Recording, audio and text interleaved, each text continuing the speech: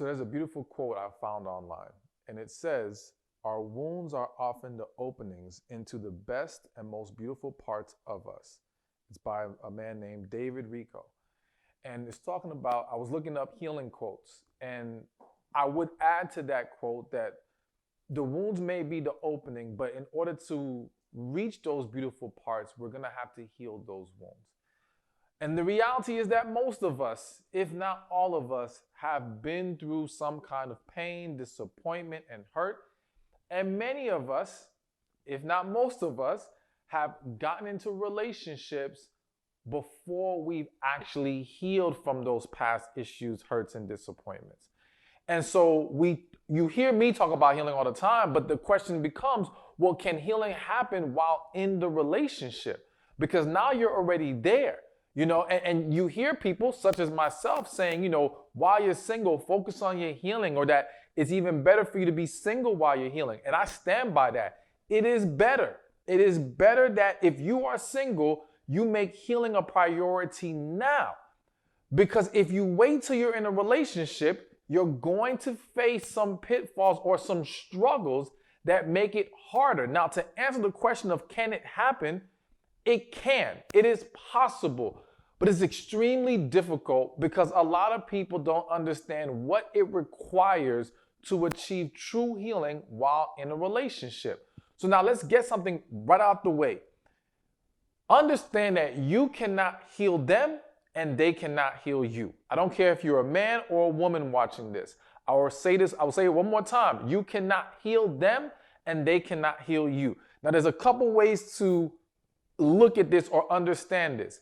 Number one, if you are in a relationship or even considering getting into a relationship, you cannot do so with the mentality of, I will help them heal. Or let me be more specific, I will get them to heal. Because you can help in the sense of encouraging, being supportive, and some of the things I'm going to mention in this video.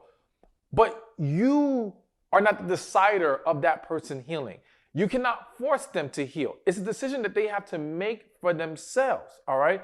So everyone has to come in understanding that you cannot dictate what happens in regards to them healing and them facing their issues. And please understand that facing issues is a very difficult thing for a lot of people. Facing past hurts is a struggle for most individuals. And so when you get in a relationship and you are providing this person with the benefits of a relationship, with the benefits of you being there, it in a lot of ways takes away the incentive to have to face the struggles of healing, because they're already getting what they need from you or what they desire. I won't even say need, because what they need is the healing. What they need goes beyond just the relationship. But what they desire, what can serve as a distraction for them already exists within having a relationship with you. So to give an analogy real quick, it's almost like, again, if someone is working at a job and that job says, well, you got to go back to school in order to get this raise, all right? We'll pay you X amount of dollars more, but you got to go get your master's degree. But in the meantime, we're going to still pay you that money, all right? And hope that as we continue to pay you and continue to employ you, that you will find it within yourself to get it done and make it happen, all right? Well, guess what? If going back to school to you is hard as hell, if you see it as a scary thing, if you're like, man, I don't want to deal with this, and you're still getting paid and employed, you're not going to do it. You're just not. Because the incentive to go face that struggle is not there, because you're receiving what you desire. Now, if that job takes away your employment, takes away that raise, now you become incentivized to go do something about it if you want it bad enough. Now, this video is about how to heal in a relationship, so I don't want you guys to hear that part and immediately go cut your partners off, all right? I don't want you to immediately break up because you hear that, because again, I'm going to tell you how it is possible to achieve it, but I had to explain why for so many it becomes a struggle once in a relationship. Now, that's one angle of the you can't heal them and they can't heal you. Here's the other angle to understand. and this is specifically for those of you who are currently single watching this. I hear many people, and I have to say, a lot of times I hear it even more so from women, who will say, well, the man who's for me, he'll help me heal. He'll get me to that place. I'll open up for him. I'll conquer these things once I find this guy. And you're setting yourself up for disaster every single time. The reality is, and again, that applies to men and women, regardless of who says it more, it goes both ways. The idea that someone should be expected to rescue you is unfair to that individual. You are placing unnecessary and unfair pressure and burden on them. You are essentially bringing them a lower version of yourself and expecting them to elevate you. Now, understand, yes, in the right relationship, we naturally inspire and elevate each other. But we're doing so, or we're supposed to do so, from a very strong and healthy foundation, not from operating behind the line coming in, and then they got to bring us up to it and past that. It's not good. And again, it's a setup for more problems later on. Not to mention, and I'll dive a little bit more into this later, chances are, I always say this, when you have not healed, I tend to say you have a 99% chance of choosing the wrong person to get in a relationship with. Now, I know I've never done an official study to say it's 99%. I will say I confidently believe it's at least 90%, at least. But I'm going to say 99 because, again, it's extremely rare to find individuals who have not healed, but who choose correctly. All right. So if you think you can wait to heal before you get in a relationship and then that person will help you figure it out, no, because you'll probably attach yourself to the wrong person and then there will be more damage to come. All right. So I had to get that out the way because it's important you understand those concepts. But let's get into how you guys can heal together, and be sure to subscribe to this channel and like this video. I appreciate and love your support, all right? So number one, you got to do this together. So one of the mistakes that I have found when I've coached a lot of couples is the tendency for one person to point the finger at the other. You got issues. You're the problem. You need counseling. And they don't understand how when you alienate your partner, when you single them out like that, they build up walls. They build up resistance because nobody likes to get singled out. All right. Now, I'm not saying no one has ever just taken it and accepted it, especially, and I will say this, they're much more willing to take it and accept it when there is something they've blatantly done wrong. So if this person has cheated, or if this person has gone behind your back and betrayed you, they've done something that they feel like may have cost themselves this relationship or lost your trust, they become more willing to take the finger being pointed at them only, all right? And then say, okay, well, I got to get help. I need to do something about this because they're trying to win you back. But even then, it's still not the best approach to make it all about one person in the relationship. So when I say that we need to do this together, we have to make the healing process a joint journey. Even if you as an individual feel like, well, I've done my healing, or there's nothing that I need to heal from, those things are way in the past and they've been addressed, whatever the case may be. Number one, don't fool yourself. Okay? The reality is that there's probably something. And I hate to say it like this, but I'm going to have to say it. If you're with someone who needed healing coming into this relationship, then chances are you needed healing too. Chances are. But regardless, whatever your perception is, even if you don't think you need to go to a counselor as well for your own issues, then let those sessions be about how to better handle your partner. Let those sessions be about how to hone your skills in order to now walk together with your partner in this process most effectively to be able to get the best result possible. So you still want to make it about both of you sitting down with someone and talking and getting the help necessary, or both of you going through whatever the process is for the healing that you guys are embracing, and make sure you guys share this process.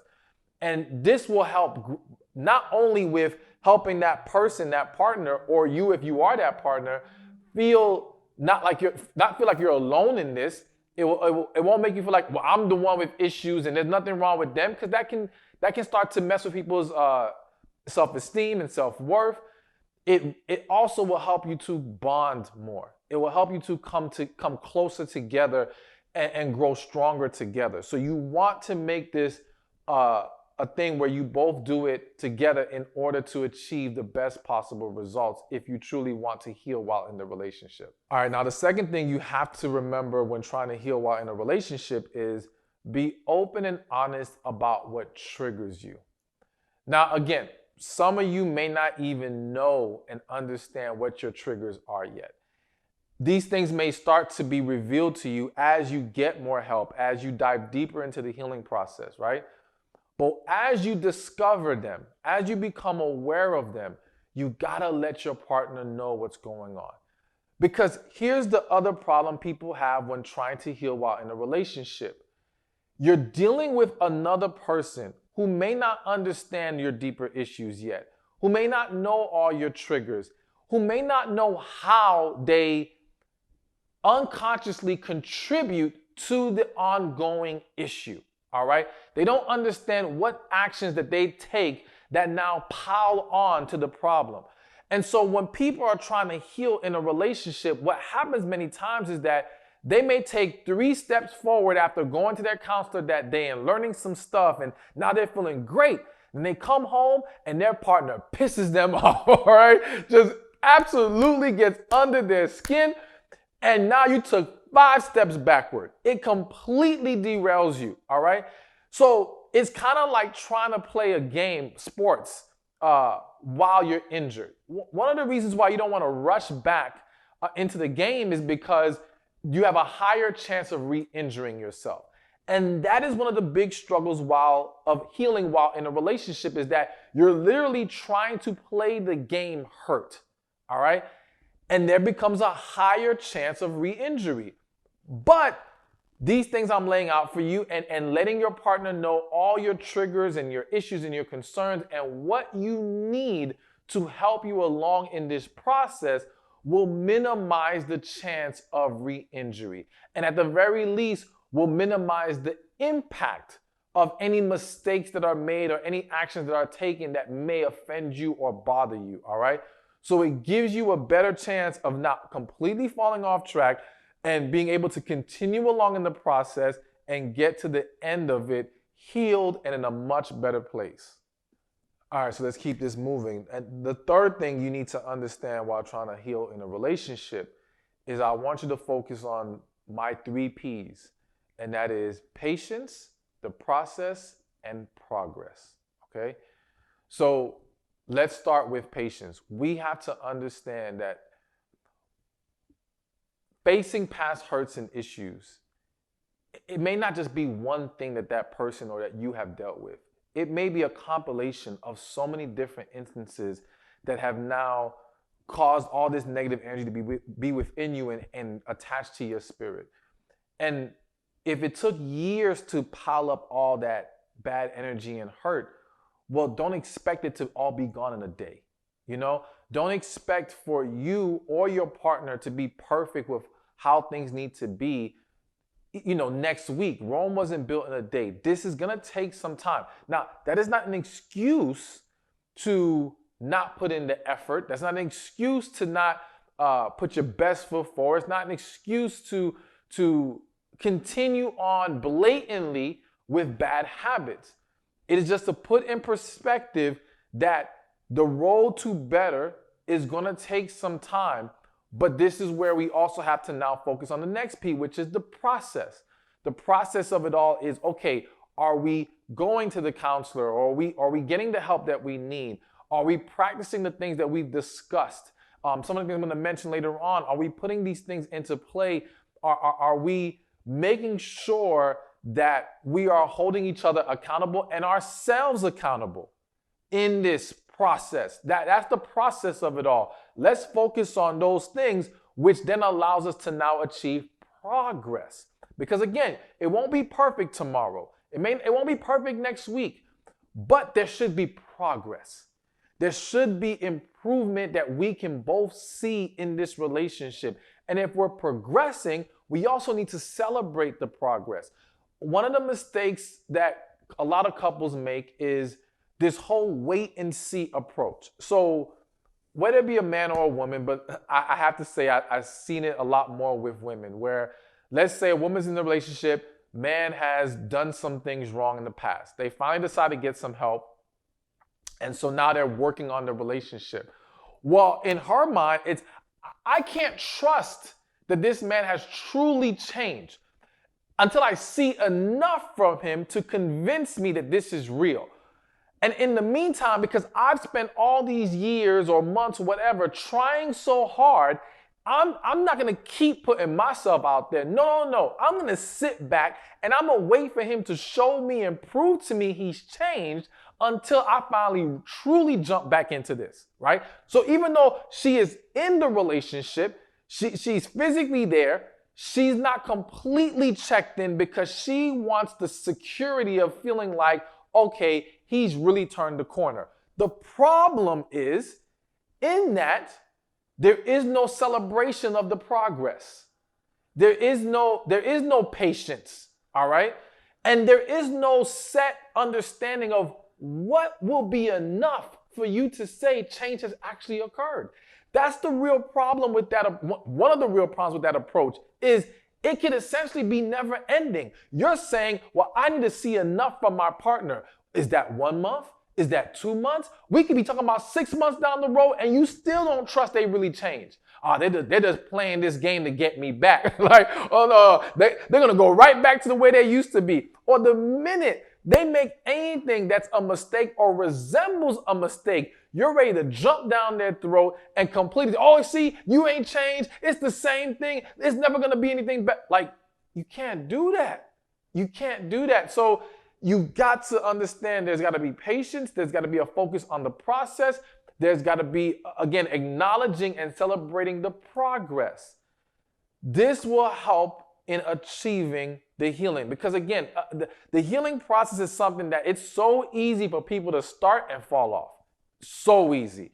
So we have to do everything possible to ensure that we stay on track. And if we do fall off for a second, we're able to get right back on and continue to move forward in the right direction. All right, so now before I get to my next point, I know some of you guys are already thinking like, okay, but how exactly do we heal? Well, listen, this video is kind of giving you some foundation to the whole idea of healing while in a relationship and even just healing in general. But this is where you're going to get all the steps you need to healing. Get my book, Love After Heartbreak. It's a best-selling book. It is helping people everywhere. It doesn't matter if you're single, in a relationship, and it's not just about healing from past relationships. It's childhood trauma. It's everything that you've been through that you need to flush out of your system so that you can get to a better place in your life and in your potential relationship or in your current relationship, all right? So be sure to click the link in the description or in the comment section or go to loveafterheartbreak.com. All right, so now the next step or next thing for you to understand when trying to heal in a relationship is when you talk to each other, listen to understand. Now listen, the communication in general has to be a priority as far as making sure we are talking to each other, making sure we are having healthy communication, that we're able to fully express ourselves with each other. We've got to create a safe space where we can be completely open, completely, as I like to say, emotionally naked with each other and not feel like we have to walk on eggshells around each other. But what I want to highlight even more specifically right now is the fact that you have to listen to understand. And the reason why I'm speaking on this is because when people are going through issues or when people are going through the healing process, right?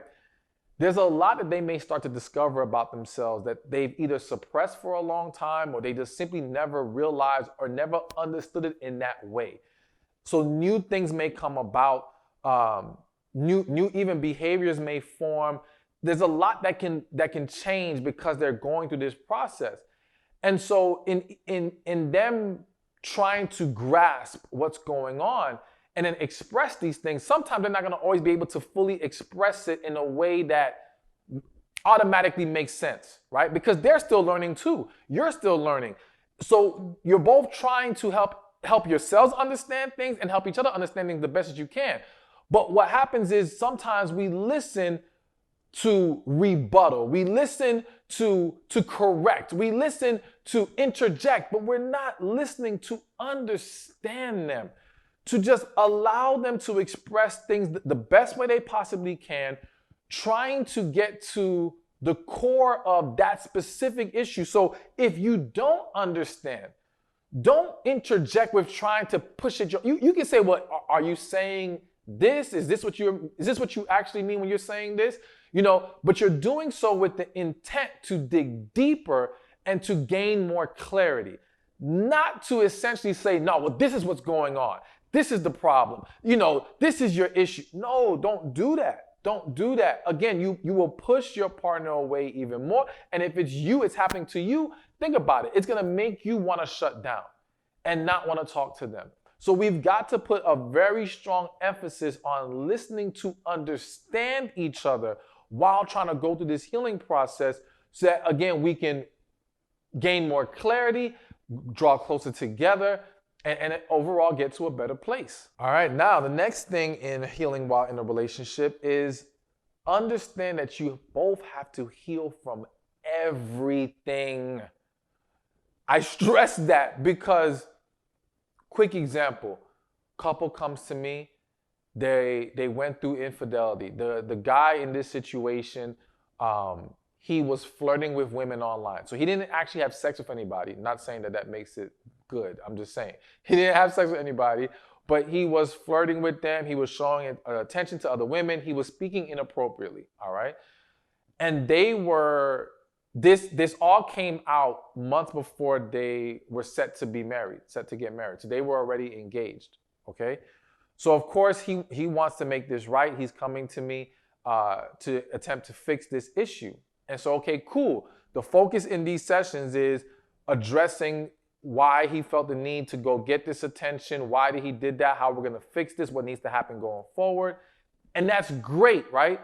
But the problem is, again, in most cases, the issue isn't just about what's happening right now. It goes deeper.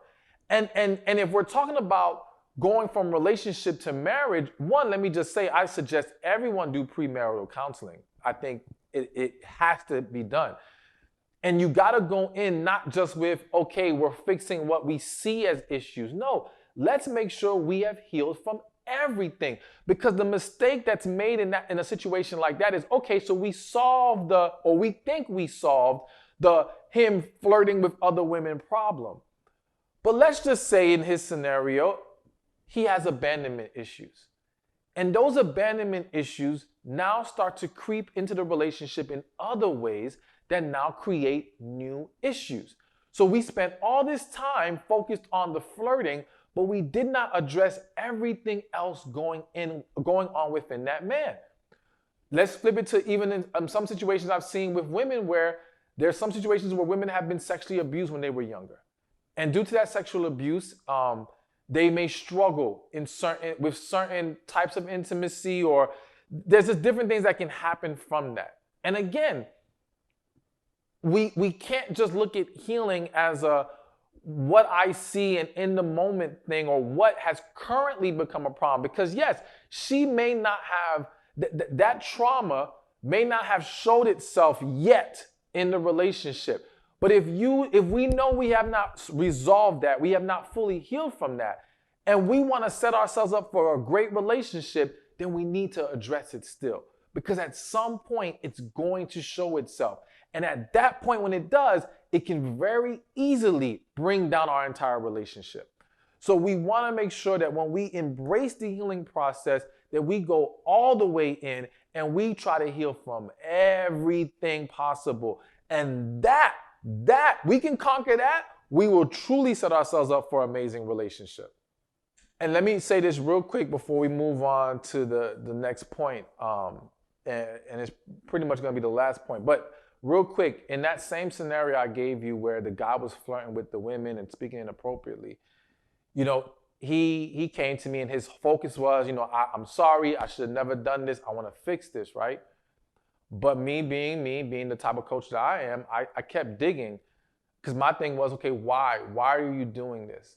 And what came out in a brief moment was him feeling neglected emotionally from his partner. His girlfriend at the time, or his fiance, she worked a lot. She didn't have a lot of time for him. And he ended up entertaining other women. Now, again, I'm not saying that to say it was okay. But when I then tried to address that further, he was like, no, well, this is about me. I made the mistake. And I'm like, well, listen, man, understand something. If we really want to fix this, we have to address all areas of this. And so you got to understand that when we talk about healing, even when we talk about a partner having made a mistake, we cannot overlook how we may have possibly contributed to the issue. It doesn't make it your fault. Doesn't mean beat yourself up. But if you don't address what you may be doing to contribute to that person's struggle, then you are more than likely going to find yourself back at square one. If not with them, with someone else. So you can remove them and say, well, hell nah, it's on them to hold themselves accountable and not make those kind of mistakes. Okay, cool. Dump them. Break up with them. But I bet you any money, the next person you're with, same thing's going to pop up. And some of y'all have experienced that already, where you're constantly seeing the same issues come up in every relationship, because we've got to address the common denominator. And that's us. And again, it's nothing to feel ashamed about. It's just the reality. So in that situation, yes, I had to have a talk with her about what are we going to do about the fact that he doesn't feel like you give him enough time, that you are neglecting him emotionally. And yes, just so for those of you who aren't aware, it's not simply sexual neglect that contributes to a man possibly stepping out of his relationship. Yes, emotional neglect can happen to men too. We talk about that more with women, but it can happen to men. Now, again, I stress, this is not to excuse anyone stepping outside their relationship, but it is to explain what happens and how, if we want to truly correct things, we have to address it from all angles. All right?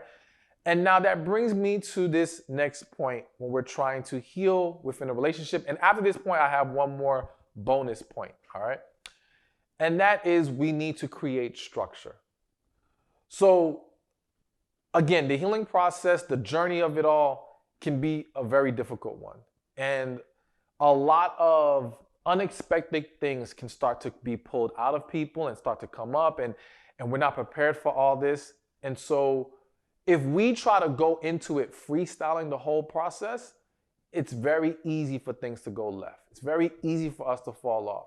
So we want structure with this. We want, okay, if we're going to do this counseling thing, how often are we doing it? And we got to stick to it. Let's create a structure as far as, all right, if let's just say on Mondays we do our one-on-one sessions, right? After the session, we agree to sit down with each other for 30 minutes and talk about the session, 30 minutes to an hour, whatever the case may be, or whatever day you want to set that time. But it's all about the structure. Also, okay, we're going to do X amount of sessions ourselves, and then we'll reevaluate and do eventually some sessions together. But I always suggest you want to do sessions individually as well as together, not just together and not just individually. You want to do both, all right? As well as, okay, let's just say cheating or betrayal is a part of what has brought us to this point. All right, structure may be saying, okay, from here forth, there needs to be phone transparency. If phone calls come in, we don't walk out the room and act funny with our phone. Like whatever it is, we got to come to the agreement of how we're going to structure this, so that we both understand what is required and expected of each other in order for us to have a successful, or the proper environment to create success, all right?